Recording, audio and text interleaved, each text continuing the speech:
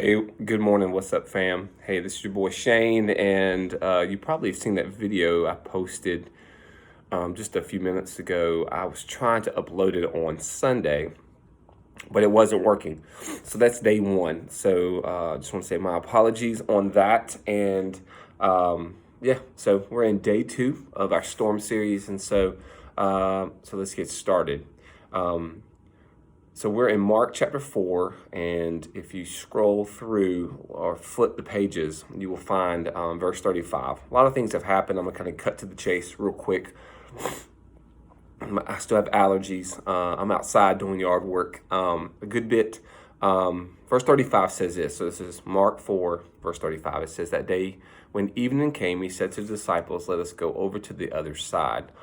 Leaving the crowd behind him, they took him along just as he was in the boat.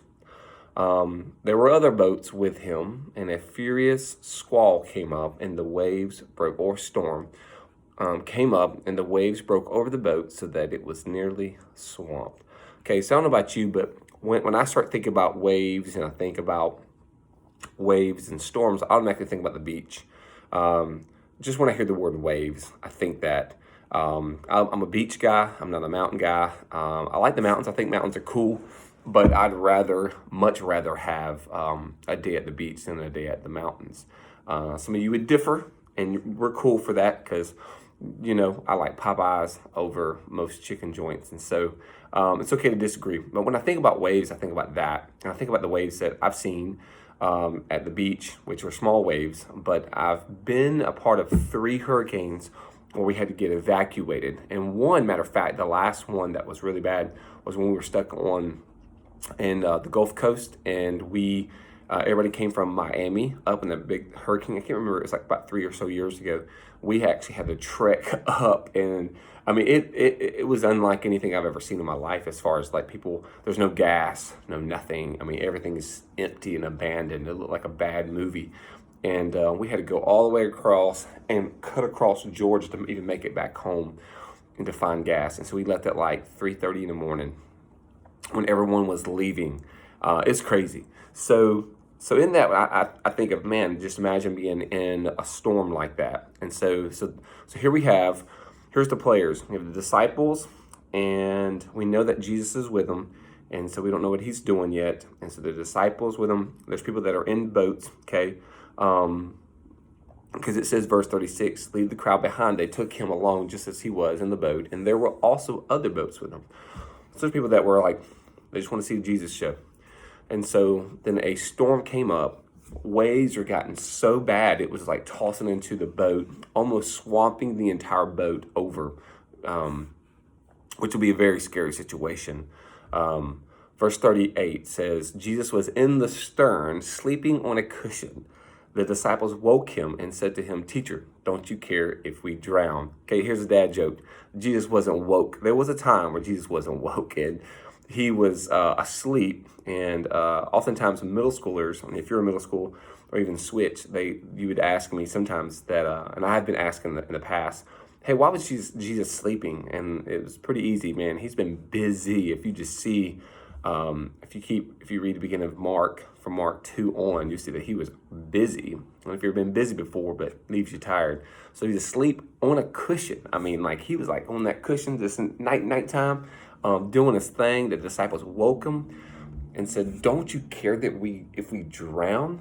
Then he got up, verse 39, rebuked the wind, and he gave the wind the Heisman. And then he said to the waves, "Be quiet, be still." And then the wind died down, and it was completely calm. Then he said to his disciples, "Why are you afraid? Do you still have no faith?"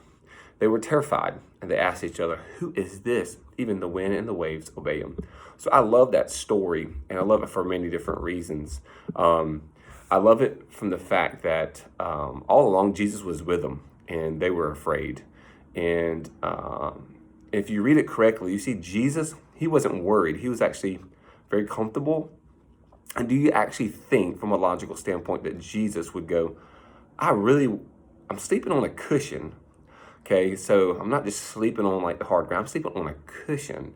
I'm extremely comfortable. I'm completely asleep, and I really want to get swamped in for everybody to drown and for the ship to just wreck? No, because he was comfortable. He was okay. And so but the disciples were freaking out. And even though they've seen the miracles that Jesus has done, they still were freaking out about the whole situation. So I just find that like very, it's gonna sound weird, kind of therapeutic in some ways, because we often do that in society, in like our life. We freak out over the media and all the things that have happened in the last 3 weeks in our lives with this whole COVID thing. And people are worried about everything, that's coming up. And I know in the church world, we're thinking about camp and VBS and Wednesday nights and graduations. And I know you guys are thinking about all kinds of other stuff as well. There was a time about 10 days ago, I was thinking about meat to eat. And so we can freak out about certain things, and all along that if Jesus is with us, why does our faith just dwindle, take a nosedive, Because it seems like if Jesus is with us and we are his friends through the cross, because of the cross and because of the resurrection, like we are now friends, we are no longer enemies. Why would we even think that Jesus would want something deliberately to hurt us and that just be it? We go through trials and suffering and tribulation and storms and things. There's usually a reason behind that. And we don't act, and sometimes we don't even get to see what's behind that. It's later on in the years that we get to see that play out. But in saying that, like, there's usually a reason why we go through things. There's no deliberate of Christ just allowing us to fall on our face, and there's nothing we just fall on our face, and there's nothing there's nothing we learn from that, right? And so so hopefully this encourages you, because I often feel that we have that fear when we should have that faith. That faith should override the fear. This has become very cliche recently. And so I have a point of this. I want you to go back to those 3 questions. What does this tell me about God? What does this tell me about myself? And what does God want me to do? I want you to think about that. But I also I have a point, and I wrote it down right here. I have my laptop right here. And the point of this, I put, if Jesus is in the boat, if Jesus is going to be in the boat, if Jesus is in the boat, it's going to be okay. If Jesus is in the boat, it's going to be okay. The question is Jesus in your boat? That would be the question that you need to wrestle with. So hopefully this word encourages you. And so we need not to fear. We haven't been given a spirit of fear, but a spirit of faith and faith in God. And I pray that your faith grows during this time. But hope you guys have a good day. I look forward to talking to you tomorrow.